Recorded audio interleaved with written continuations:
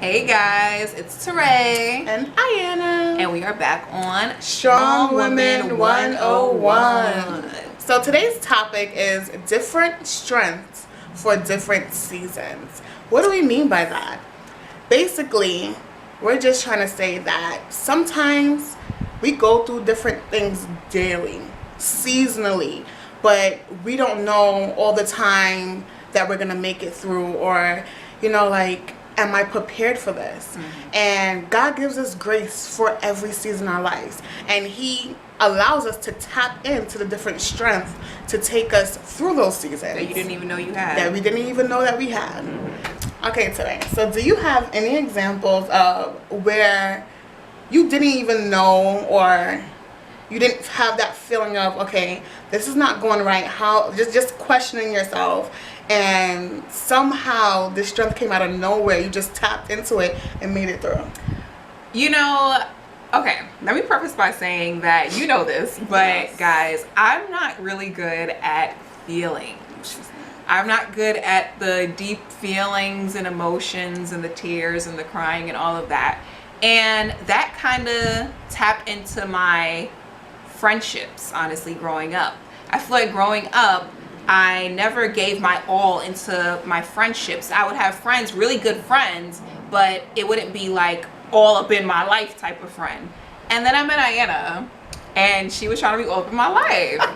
So while she was trying to be all up in my life, I loved her. She was my friend, of course, but I didn't have the same, I didn't reciprocate the all up in her life type of thing. Can I say something? Yes. Yes, because I remember, like, specifically how she has like 3 sisters. So I used to talk to Rebecca and Celeste, but I would more talk to Rebecca because Rebecca was more prone to open to me and, talk to me, just have, it used to be regular conversations I would try to have with Teray, just like girl talk, and I'll ask a question and she'd be like, I didn't let her in. Yeah, I didn't let her not at all. And I'll just be like, come on, like, I'm trying to start this friendship because I came out of bad friendships. I'm just like, I want something stable and good and actually mean something.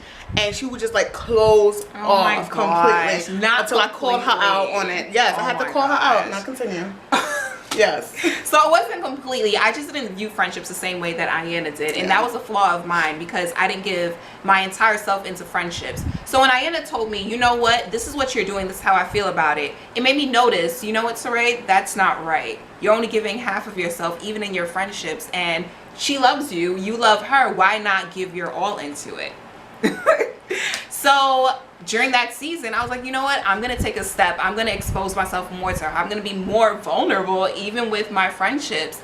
And in doing that, I found a strength in doing that, a strength in being very open with her that I didn't know that I had. I didn't know I can be so open and expose my feelings and cry in front of her. I cried in front of you like, what, once? I think one time. Do you see how rare that is, though? But still, rare. That was a big thing for me. So that was a strength that I found. And it was right for that season because now I can go forth in other friendships and in other relationships and be more open and feel comfortable with that. So yeah, it really worked out. Now she loves me. Oh, please. Only now. Oh, gosh. Anyway, what about you? Let's shift it to you. Yes. Well, my strength came in when I was about to get married. I always felt like, okay, like, I always told myself I was a boss. Like, I told, like, guys, like, I was a no-nonsense kind of person while dating. Like, look, I want to get married. I want to do this. But I kind of didn't go into what marriage entails and being a wife.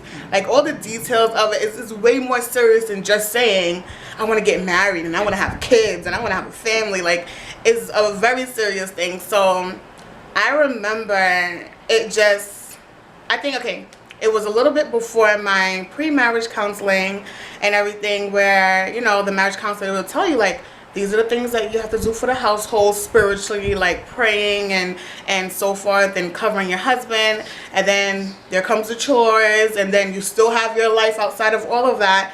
And then I was just like, ooh, like, this is a lot that I have to do and keep a full-time job and keep doing it so that it prospers. So now I'm thinking to myself, I got work, full-time work, school, full-time husband, full-time praying, full-time chores, full-time cooking. It's just like all of these things daily, and it would get so frustrating because I would, I guess, take my anger out on my husband. I'm just like, why can't you do this? And I'm like, this is your job. You know what I mean? I signed up for this. This is what I wanted to do. So that's where praying came in. And then the things of God, he's going to give you a grace for. Yes. So he did give me a grace for being a wife and doing it to the best of my ability. So now the things that I thought were overwhelming, they just became a part of me. Yeah.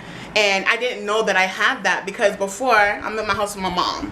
You know what I mean? It's just like, if I wanted to wash the dishes, I would, or I would prolong it, or I didn't have to cook, I didn't have bills, I just go to school. You know what I mean? So like things like that, and you just thinking, oh, I got this, and you really don't. So that was a strength that I did not know I had. Now I do have it. I'm a boss. For real. That's right, girl. That's right. And I'm happy that I do, and I'm happy that God did bless me with an understanding husband because it did take time. So yes, that was my new strength for my married season, my being a wife season. Okay. You know, I actually have one more example. Okay, go ahead. That just came to mind.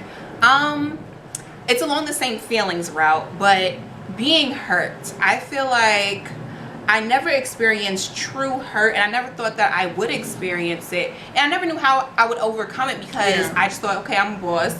I move how I move. I'm not gonna get hurt, and if someone tries it, boom, that's on you. That's how it was. Yeah.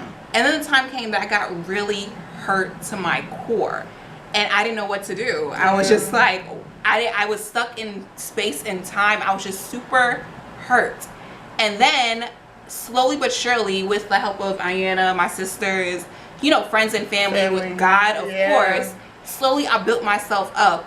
And I came back to who I was, a stronger person, because I got the strength for that season. Also, when she said that, I'm thinking now that when she said from my family, from God, there's strength in numbers. And we have Strong Women 101 where we are each other's strength. That's right. So there's some things that you can't do on your own. That there's going to be a season when you need someone's strength to bounce back off of, and that's super, super important because we cannot do this on our own. There's nothing wrong with help, getting others help. We need people. Yes. People need people. There are strength and there is strength in numbers. Exactly. And that way we are stronger than ever, especially when we feel ourselves that we don't have it to move on. There's someone there holding us up. Exactly. Building us up so that when we got it and we're just like, you know what, thank you, we're better than we could ever be. Exactly. And then you can do the same for someone else who you see who's hurt or struggling or anything like that. That was a good point. It was. Yeah. So now, speaking of that, I feel like we're surrounded by mothers daily. I feel like it's baby season, and oh Lord, girl. I want a baby though. I've heard mothers, like, as soon as they get pregnant, like, oh my gosh, like, am I prepared for this responsibility? Oh my gosh, like, am I gonna do it right? Am I gonna be a right mother? Am I gonna, you know, feed my baby when it needs to be fed? Like, am I gonna keep them alive? Right? Like, can they really lay down in my bed, or they go back to, like, you know, old school days? It's just like we didn't have all the new technology that they have now for kids. Like, what's the difference? What do I have to do? It's just so many questions and so many doubts. And for the mothers out there, you do not have to doubt at all, at all. If God gives you grace for little minute things, external things, you're made, like, you're literally made to have children. Yes. Why wouldn't you do it right? Why wouldn't he give you that grace to take care of what you're supposed to take care of? Exactly. You have to trust your motherly instinct because it does kick in. Of course, I'm not a mother. And neither am I. But we're surrounded by mothers. My sister, she's a new mother, and you see it. You see that motherly instinct kick in, and it becomes a new person. It's like, no, I don't care just for myself. My focus is on my child, and I know what to do to take care of my child. It kicks in, so you have to trust it. Trust God. Trust, of course, people around you who are experienced with, you know, who have kids. But trust that instinct. You know what's great, what's good for your child. And they always say by, you know, the second child, you know it all. You knew it all from the beginning. Like, you really did. You knew it all. Well, I mean, yes, it's new. Yeah, with trial and error. But yes, it's new. But still, I feel like the point I'm trying to make is don't doubt yourself. Yeah. Of course, you know, there's gonna be little things like oops, you know, like mistakes or whatever. But the doubting is the thing that I don't like, because we are made to do this. Our bodies are made to do this. We're made to nurture. We are nurturers by nature. So nurturers by nature. Yes, we are. Oh my so gosh. don't stress. Don't even think about it. You got this. All right. This is your strength. This whole season from now until they get old, that's your season of strength. You know how to do this from day 1 to day whatever. You know what I mean? So exactly. So you got this. Basically, what we want to tell you is to keep the hope alive. Yes. Whatever comes your way, whatever struggle comes your way, whatever trial comes your way, you will have the strength when it comes to overcome it. Yes. God is not going to put you in that situation unless he knows that you're strong enough to overcome it. So keep that strength, know that it exists, and yeah. All right, and so that concludes Strength for Different Seasons. Tap into your strength. You have it. It's there. And stay tuned for the next episode. Bye, guys. Bye.